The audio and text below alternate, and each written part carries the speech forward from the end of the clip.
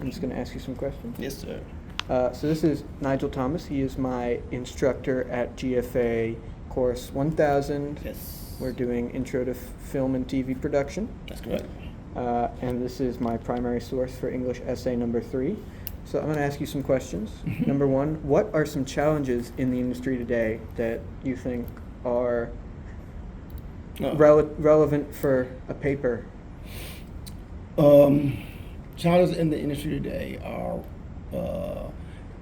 is originality. They have forgotten how to create good stories. They're having trouble creating good stories, while they're getting people who are becoming more technically involved and it's become more technically evolved, and you can do a lot more things technically. It's not been about the things you could do, it's about the stories you could tell, and they're not telling great stories anymore. They've become a little more political than just being good stories to tell. And that was because a story comes from a person's point of view. And as the world moves forward, people's point of views become more homogenized together and that kind of thing. And they've not be so individual as they should be.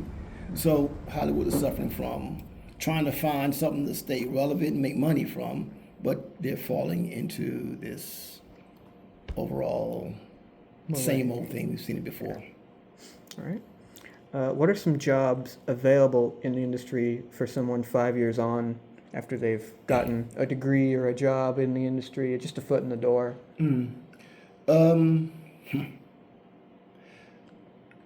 Jobs 5 years down the line, well, just taking a look at where it's going.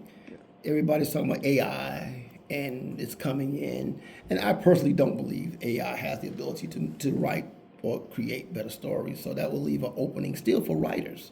I think writers have a place.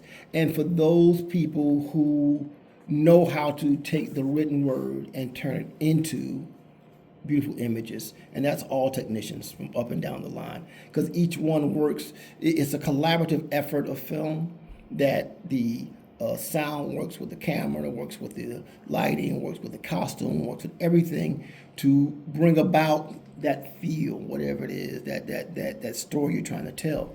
So AI can't do that. AI doesn't have a soul. So AI kind of like looks very simple. It all looks the same. It becomes very, like you said, homogenized. Like that looks like this. Some hands look deformed in some of the stuff I've seen, and that's a distraction. And the minute, like we learned in class, the minute that someone is distracted outside of your story, they're out of your story. So there's going to always be room for those that still know how to be storytellers in the fields they're in. Because sound tells a story, camera tells a story, costume tells a story, lighting tells a story, the art department tells a story. It's those who still remember this is that kind of genre. This is still a genre of storytellers and people who want better stories.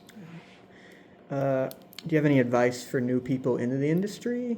Anything you could say to maybe not kickstart their career, but to make them not lose hope or something along those lines? Remember that film is not this infinite amount of information. Film is a finite medium. There's only so many things that you use. And if you can come in and master it, somebody else came in and mastered it, you can come in and master it. And it's not as hard as you think. It's just foreign to you right now. And if you kind of learn the language, learn the terminology, learn how to be a part of a film crew, learn your place on the film, that stuff they teach you at GFA. If you learn to do those things in a film, you'll always have work. Because I think the most important thing is to remember you have a story to tell also, and to tell your story. Because you never know if people really want to hear your story. They may beat up half your door, so there's always a chance for you to be in it. Never think you're out. Never think it's that hard. It's not that hard at all. It just takes some discipline. It takes some sacrifice. It takes like a lot of hard work. But once you get bitten, I call it bitten. Once you're bitten by this industry and you really love it, you'll do it all the time. You'll love it. Just work hard, stay in it long enough to let the bug bite you. Then you'll be one of us. And just a final non-screened question. What are your 3 favorite things you've worked on, just so they can get a gauge of your skill or in 3 favorite experience? things I've worked on. Favorite things? My first thing I first ever did was like a music video. I did. Well, I got direct. I did that. I enjoyed that. That was a thing for a boys and men kind of thing. What it did, it got me to be in the Motown. They have a talent pool of directors. I got a chance to do a lot of different things with that. So that was the first thing I did, and I love doing Shark Tank. That was fun. That was just from a production standpoint. And then I used to work a lot with in Miami. It was a guy named McGusky, and Alex McGusky. And I met him when he first started out doing work. And Alex McGusky became this guy, won numerous ACE awards, whatever it is. But whenever he worked on his commercials, it was always not just fun, but you learned a lot. And he was a guy really pushing the envelope in the commercial world, that kind of stuff. So I enjoyed doing that. The other stuff I've done, like for networks, that kind of stuff, it becomes regular. The old hat. the Spider-Man. Yeah. Spider-Man, the Spider-Man working Matrix, out there, that Matrix stuff stuff that like you that tell us stuff. about. You do the movies. You do the in a movie you get lost in the movie because you're just doing your role, but you're on the movie working. But you just do your role on the movie, and most times I was working out of the I house. assume it makes it kind of hard to watch them back and enjoy them, other than just Definitely. pointing stuff out.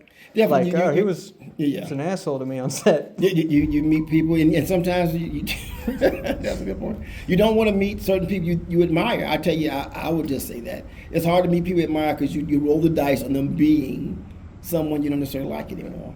Then you don't like to watch them do their work. So when I see people I like, if I see a Denzel, whatever, I probably avoid really getting to know them other than hello and goodbye. And that's about it. All right. Yeah. That's about it for the interview. I'm going to cut it there.